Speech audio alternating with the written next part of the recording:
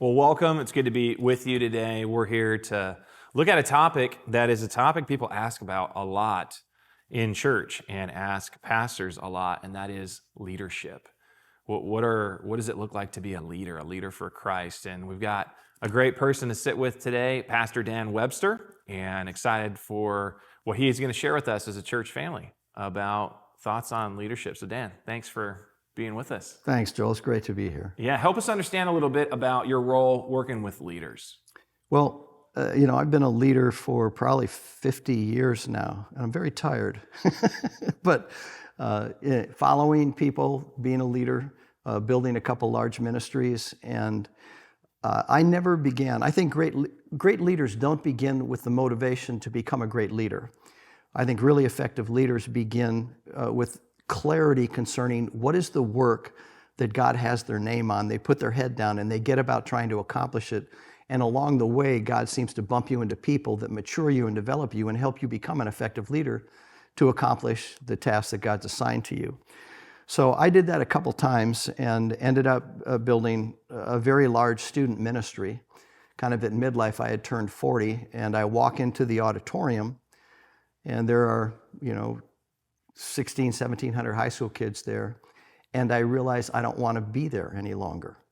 And so from a leadership standpoint, I was really clear on the work that God had called me to, but I had lost, something had shifted inside of me, and I couldn't figure it out.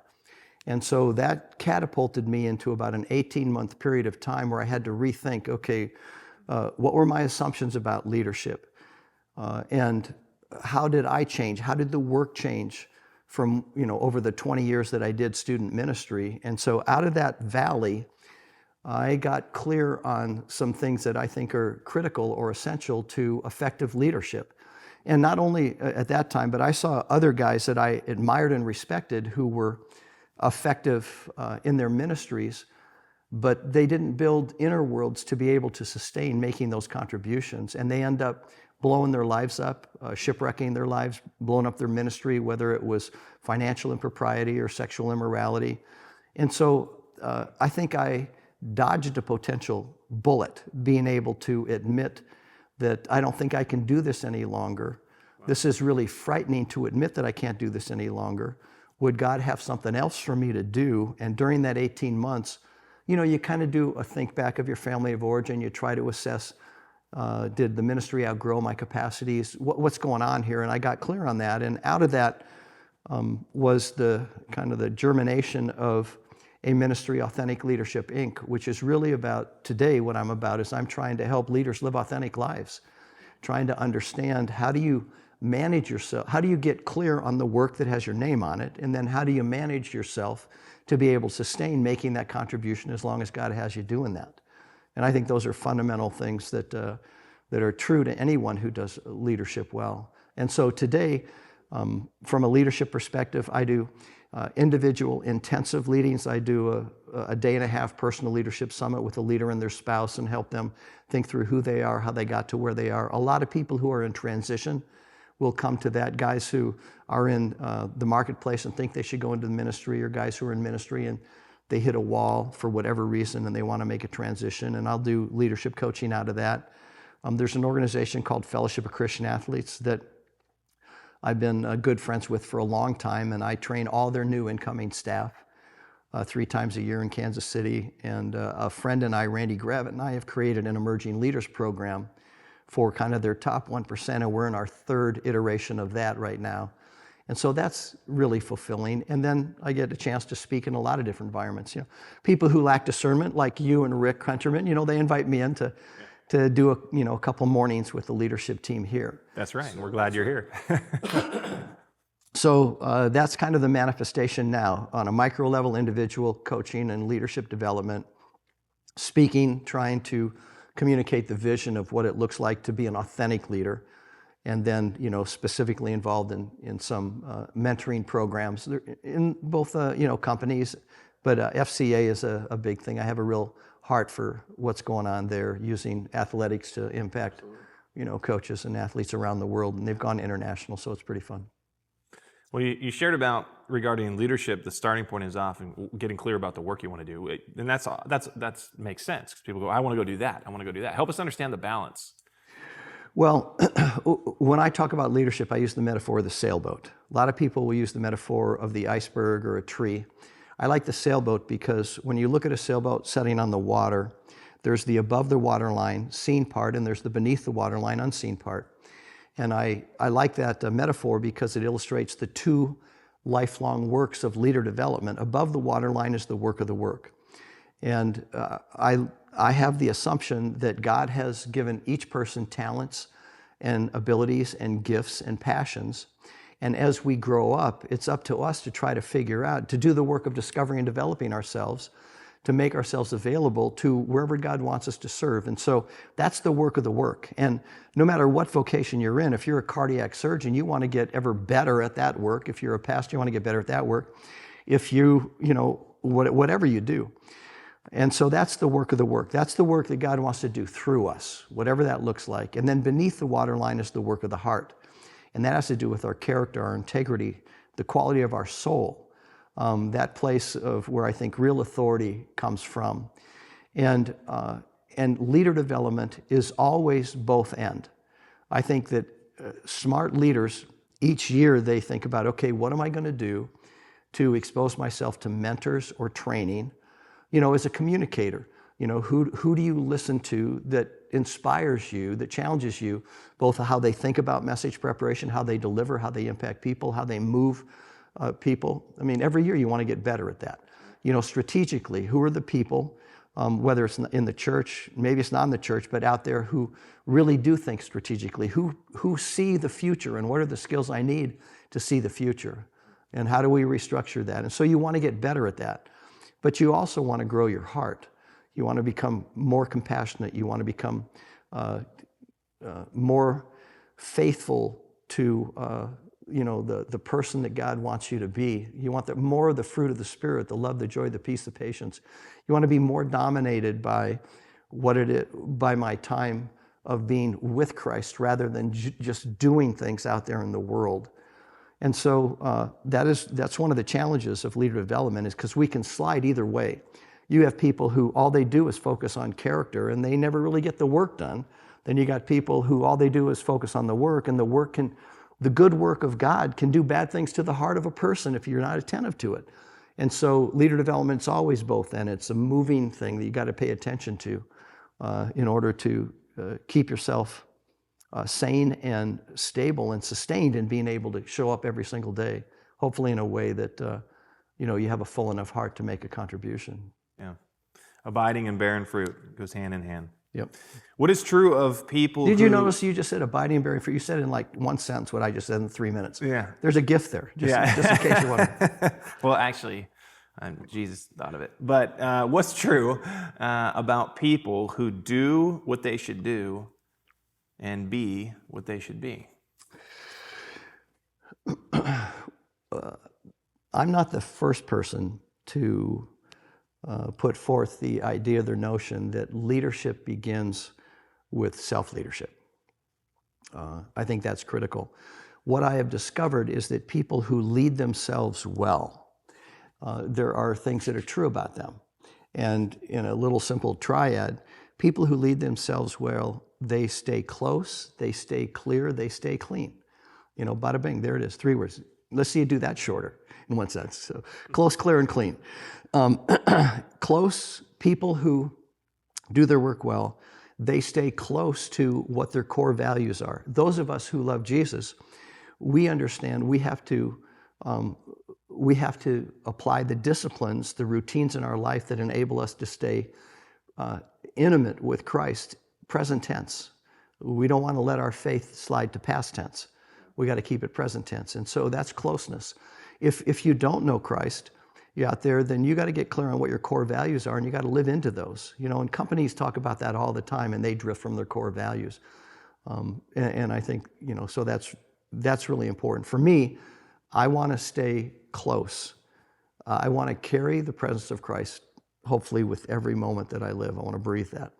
Staying clear is, as a leader, if I'm going to lead myself well and lead my ministry or the church or the company, whatever, my family, I got to stay clear on, okay, we are here and we want to move here.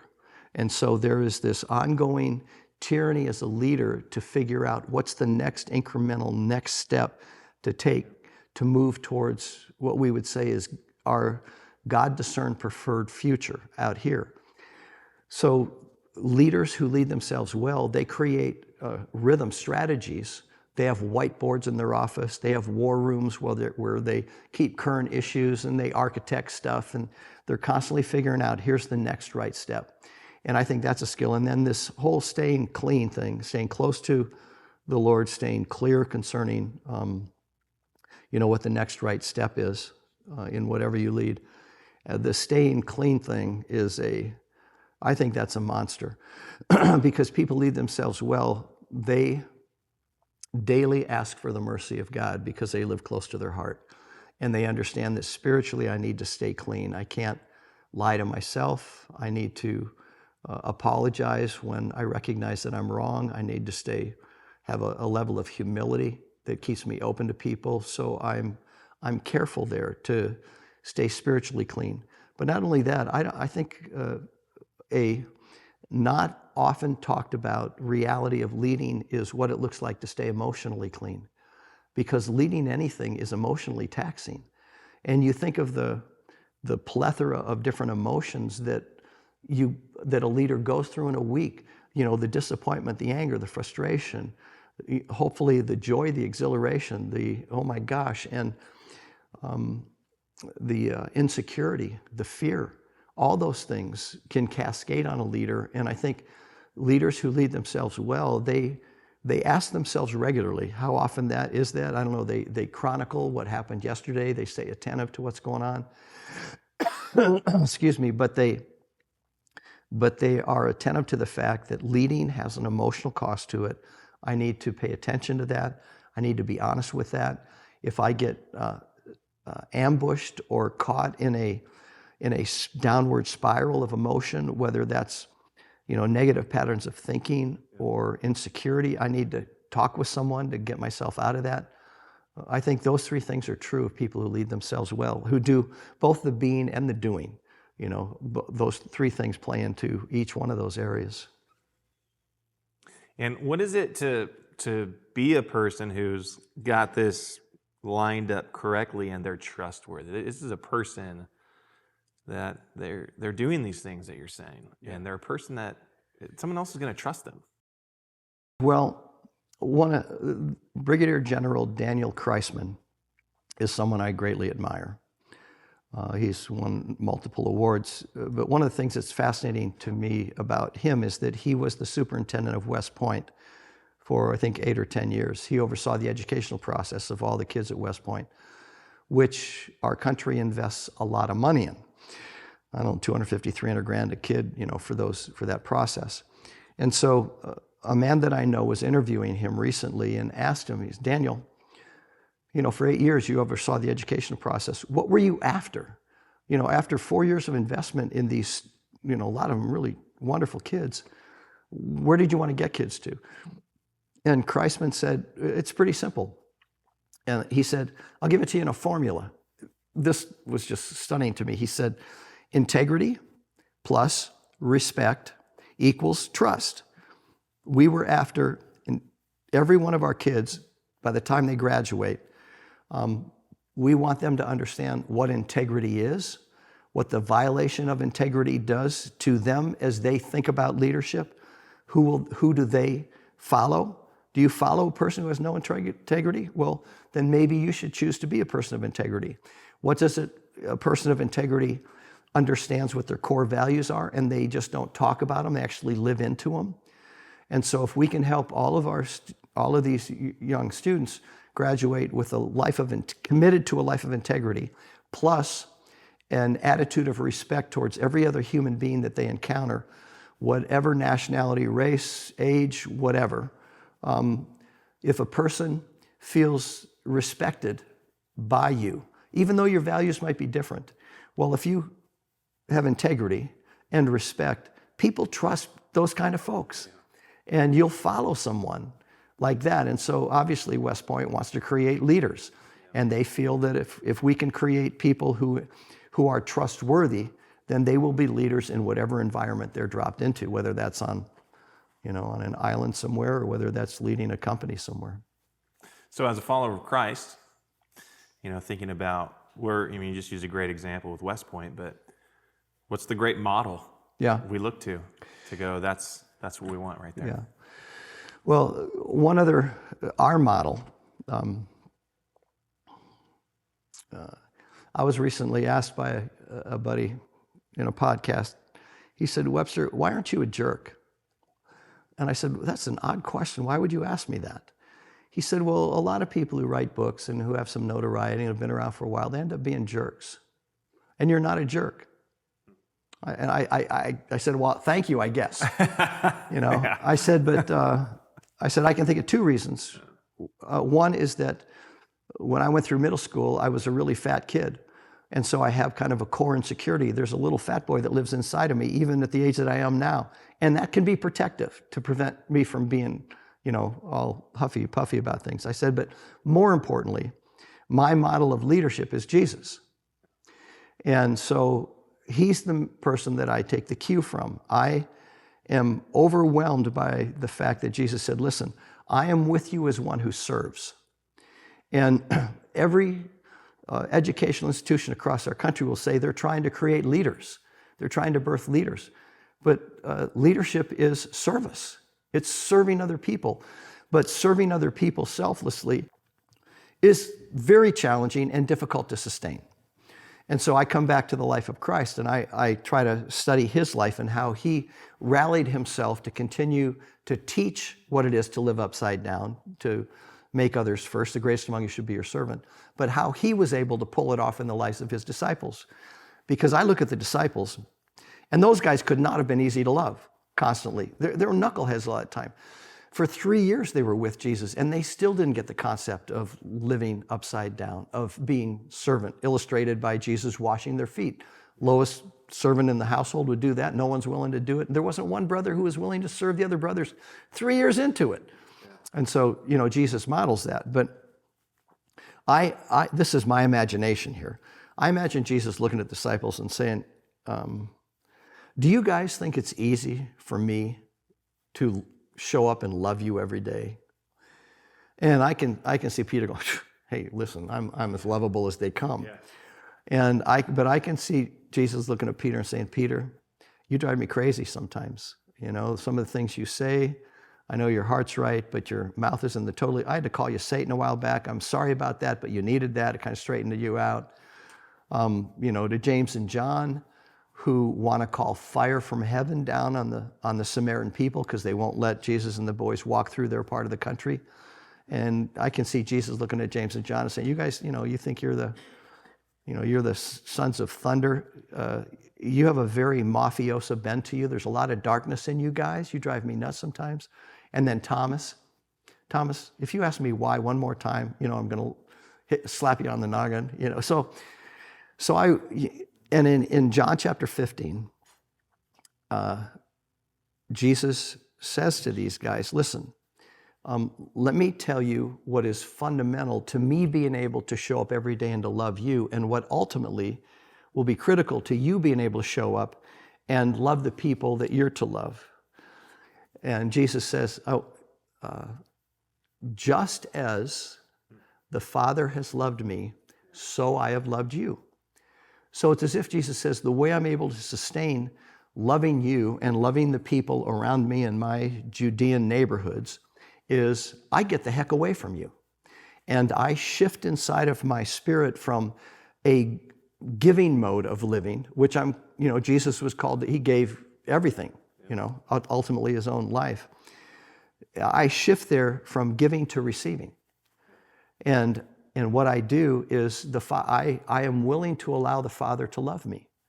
I'm secure enough to receive another person's love, that I'm worthy of that love. And as I receive that love, something happens inside of me. And then what I do is then I come back to you guys tomorrow morning and I reflect my experience with the Father, that just as the Father's loved me, to you boys. That's how I sustain this. And then just a couple verses later, Jesus says, now listen, here's the new commandment I give unto you, that you love one another. And he uses the same phrase, just as I have loved you. So he's saying, listen, I want you guys to become experts in receiving. On the web. I want you guys to become experts to receiving my love, to understanding how much love I have for you. And to the degree that you experience my love, that's going to be reflected as you step into your neighborhood or into the people that you're called to love. If you don't understand what it is to be loved by me, it's going to reflect. If you do understand what it is to be loved by me, it's going to reflect. And so before you run out and change the world, here's an idea. Receive from me and then take that joyfully. And that speaks really to us as a church of this is, the vision for us as a church is love your actual neighbor. And we have this just as principle, just as the Father has loved the Son, just as the Son has loved us. So, well, that's really good. I didn't even steal that from you. Yeah. So, great minds. Huh? So what are your thoughts on that with our vision as a church being love your actual neighbor? Well, loving any neighbor, whether they're actual or not actual, is hard because they're different than us. And it's inconvenient a lot of the time. And their schedule isn't the same as ours. And so to rally the kind of love and compassion that says, I'm probably going to have to adjust my life to love my actual neighbor. Well, did Jesus adjust his actual life to love me? We could probably build a case for that. So I think realizing that it's rarely going to be convenient. But very rarely are the things that are convenient the things that are, worth doing in life. And to reflect the heart of God, the inconvenience that the Father went through to send his Son in order to sacrifice for us, well, I got to model that then. I'm going to probably sometimes go to places, create things that I wouldn't necessarily even want to do, but it's the right thing to do. It's the God reflecting God's heart to the people around me. But it also then says, I need to, what do I do? What does my time with God look like where I get re-inspired, I get my mind renewed about the importance of this task of loving my actual neighbor? What do I listen to? Who do I listen to? Who are the models of how to live this life? And, what does that look like? So to manage, again, it gets back kind of that manage my own self. I got to manage myself so that I keep my passions high and I keep my eye on the ball of what God wants me to do, because there's 1,000 voices calling out for my attention, beginning with everything I've got to binge watch on Netflix, to all the other different things that are going on. But it's an ongoing constant choice. But the thing that is so surprising is when you reach your actual neighbor, when you do the picnic, whatever you do in your neighborhood, the community and the life that comes back, you walk away from those experiences and you just think, man, there was life there that isn't in the third season of The Crown. There was something really significant that happened there. And I mean, I think it's a brilliant strategy. It's a God-honoring strategy. But to keep everyone in the church, keep their eye on that ball, and to keep them receiving from Christ so they want to give, and to keep them managing and to sharing how important those are, and to see what happens in the lives of people in your neighborhood. All those little things you do to remind people to keep their eye on that vision. That's a huge challenge. It's a huge responsibility that you've got in the leaders of the church. But it's certainly worth it. I think it's a righteous goal, man.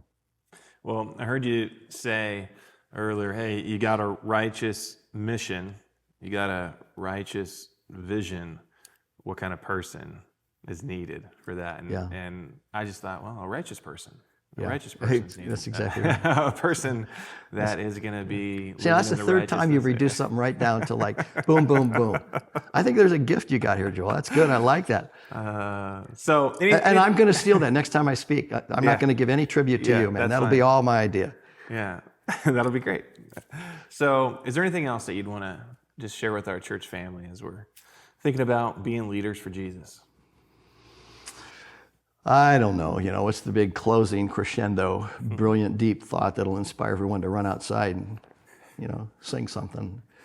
I don't know. The older I get, the more things get simpler. I was telling the group today that my goals this year are pretty simple. I have 3 goals. One is to love God authentically every day. No baloney, be every day the things that you're trying to teach. And if you aren't, then shut up until you get your heart right. My number two goal, my wife and I have been married for 48 years. And my number 2 goal this year is to honor the woman who's given me 5 decades of her life. And so I'm being stupid in how I'm trying to love her and create opportunities for her. Just sent her to a Zumba trainers conference in Orlando.